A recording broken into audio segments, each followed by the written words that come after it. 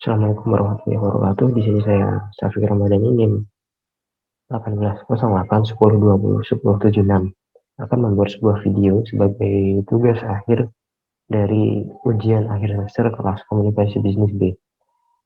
Saya di sini akan menjelaskan tentang atau mempresentasikan tentang organizational citizenship behavior atau bisa disebut dengan OCB.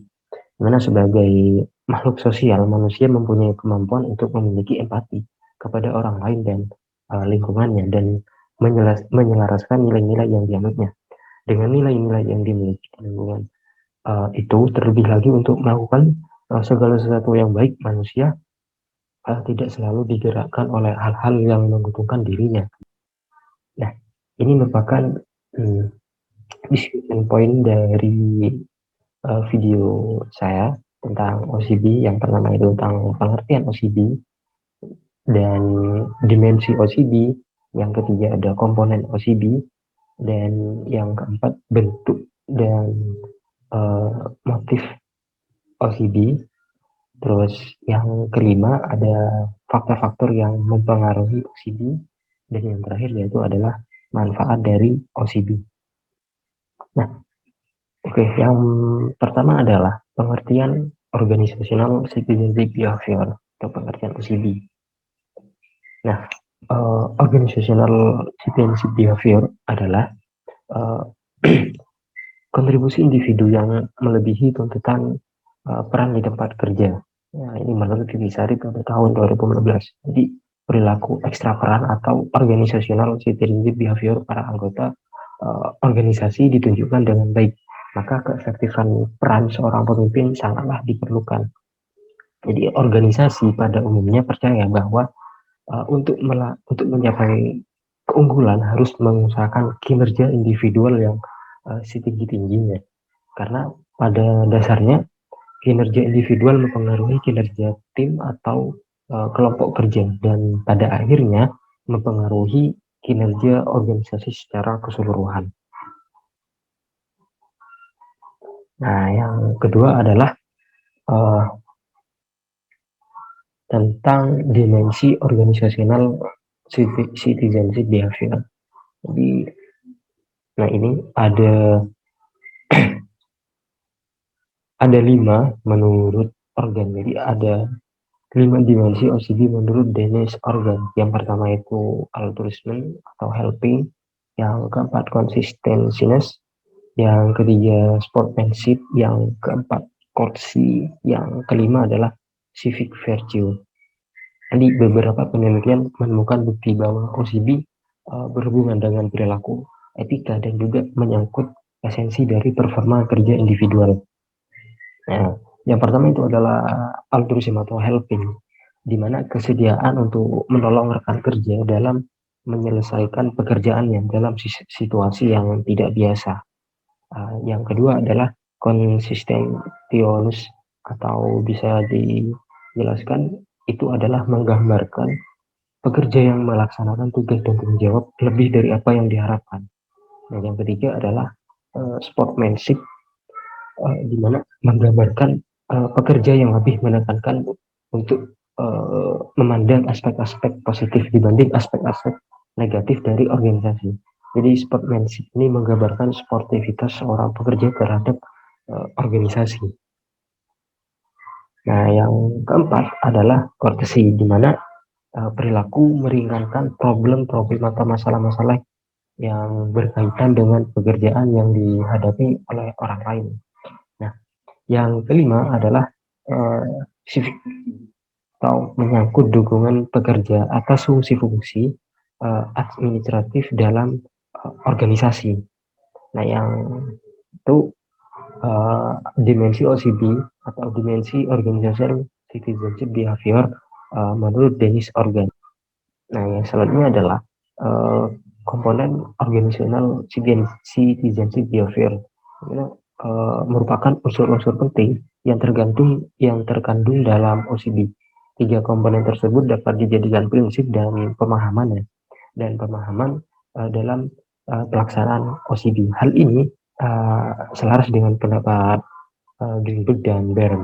Secara umum ada 3 komponen dalam OCB atau dalam organization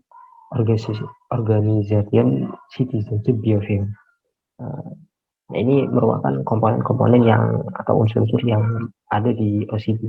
Yang pertama itu perilaku tersebut lebih dari ketentuan formal atau deskripsi pekerjaan yang telah ditentukan. Jadi perilaku berdasarkan deskripsi pekerjaan merupakan perilaku in role, sedangkan perilaku yang melebihi pekerjaan merupakan perilaku extra role.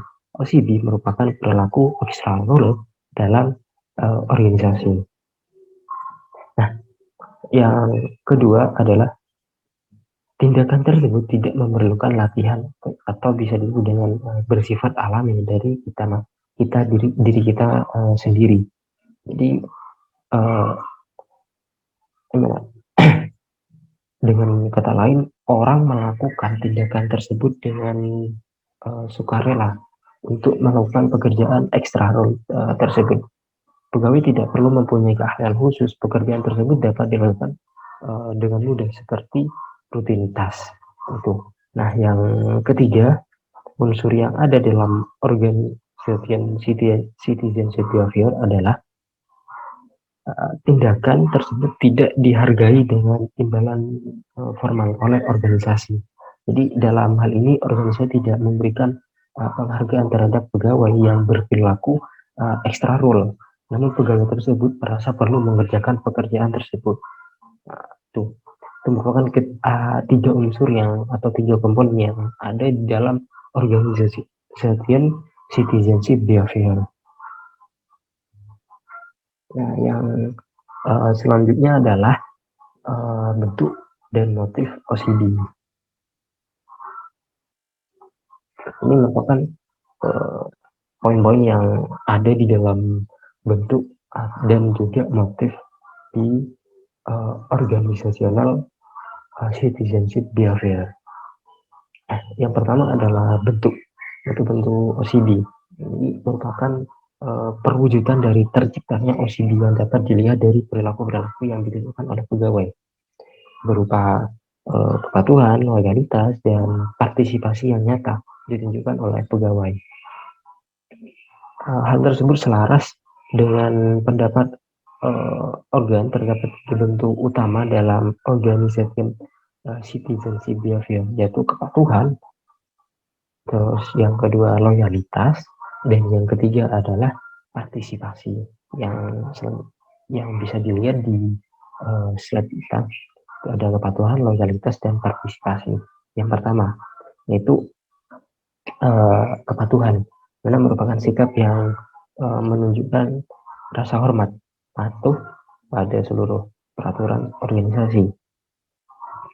Termasuk di dalamnya adalah struktur organisasi, deskripsi pekerjaan, kebijakan-kebijakan, personalia, dan proses perilaku yang mencerminkan kepatuhan dalam sebuah organisasi. Jadi dapat pula ditunjukkan oleh ketepatan waktu masuk kerja dan penyelesaian tugas dan tindakan penyusutan terhadap sumber atau aset organisasi. Itu. Nah, yang ketiga yang ada di dalam bentuk organisasional citizenship behavior adalah loyalitas. Nah, di sini loyalitas di sini menunjukkan kesetiaan kepada organisasi secara menyeluruh, termasuk usaha mempertahankan organisasi, memperluas fungsi kemakmuran, yaitu dengan melakukan pelayanan terhadap kepentingan dari suatu komunitas. Nah, itu. Nah, untuk yang ketiga yang terdapat dalam bentuk OCD adalah partisipasi, karena merupakan turut serta secara penuh dan bertanggung jawab terhadap keterlibatannya dalam keseluruhan proses organisasi. Jadi partisipasi ini adalah kepentingan dalam hubungan keorganisasian berdasarkan standar ideal dari suatu kebajikan. Jadi ditunjukkan oleh adanya karyawan yang secara penuh bertanggung jawab terlibat dalam keseluruhan proses keorganisasian. Nah, contohnya adalah misalnya perilaku yang menunjukkan adanya partisipasi dalam organisasi adalah menghadiri pertemuan atau rapat yang tidak diwajibkan, mengisi informasi mengenai opini, dan juga menyumbang ide-ide baru kepada orang lain, dan lain sebagainya. Nah, itu yang selanjutnya adalah eh, motif-motif di dalam organizational citizenship behavior. Untuk motif-motif ini, kajian teoretik dari aspek motif yang mendasari OCD itu terdiri dari motif berprestasi, afiliasi, dan yang terakhir adalah kekuasaan. Ketiga poin ini telah ditetapkan untuk memahami OCD guna memahami mengapa orang menunjukkan OCD. Jadi kenapa orang itu berperilaku OCD. Yang pertama adalah motif berprestasi. Jadi OCD dianggap sebagai alat untuk prestasi tugas ya. Ketika prestasi menjadi motif, OCD muncul karena perilaku tersebut dipandang perlu untuk kesuksesan tugas tersebut. Tuh. Jadi perilaku seperti menolong orang lain, membicarakan perubahan dapat mempengaruhi orang lain. Berusaha untuk tidak mengeluh, berpartisipasi dalam rapat unik merupakan hal-hal yang dianggap kritis terhadap keseluruhan prestasi tugas proyek, tujuan atau sebuah misi. Nah, yang kedua adalah motif afiliasi. Mana masyarakat berorientasi pada afiliasi untuk menunjukkan OCD karena mereka merupakan nilai orang lain dan hubungan kerjasama. Jadi mereka menekan prioritas pada OCD meskipun kadang-kadang merugikan dirinya. Nah, yang ketiga adalah kekuasaan. Yang ketiga adalah motif kekuasaan. Jadi motif kekuasaan ini dalam perilaku organisasi yang mendukung organisasi di sisi lain adalah pelayan diri atau self-serving.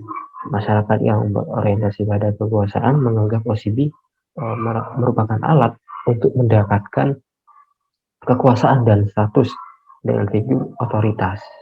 Yang selanjutnya adalah faktor-faktor yang mempengaruhi organizational citizenship behavior. Itu. Nah ini. Jadi yang pertama adalah budaya dan iklim organisasi.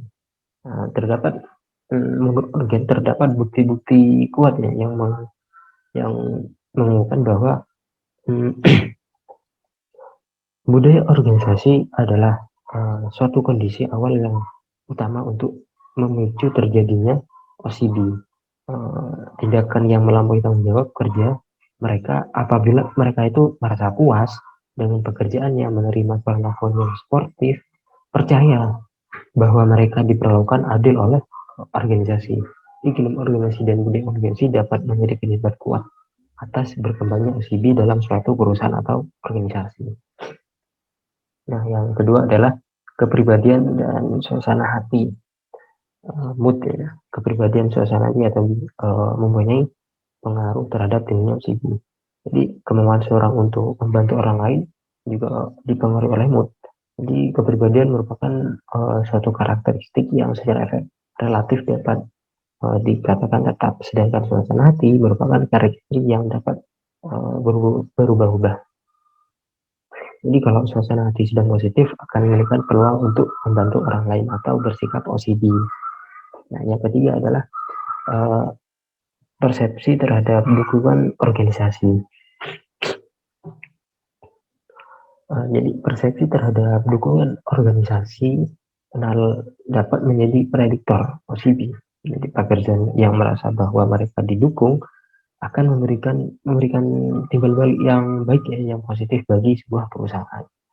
Nah, yang keempat adalah persepsi terhadap kualitas interaksi atasan bawahan. Kualitas interaksi atasan bawahan juga diyakini sebagai faktor yang mempengaruhi OCB ya. Jadi kepuasan, produktivitas, dan kinerja karyawan. Seperti poin-poinnya seperti itu. Jadi hal itu meningkatkan rasa percaya dan hormat bawahan pada atasannya, sehingga lebih termotivasi untuk melakukan lebih yang diharapkan oleh atasan mereka. Yang kelima, ada masa kerja, di mana karakteristik masa kerja ini berfungsi sebagai prediktor OCD karena variabel-variabel tersebut mewakili pengukuran terhadap investasi karyawan di organisasi. Jadi semakin lama karyawan biasanya uh, memiliki keterikatan dan ikatan yang kuat terhadap organisasi.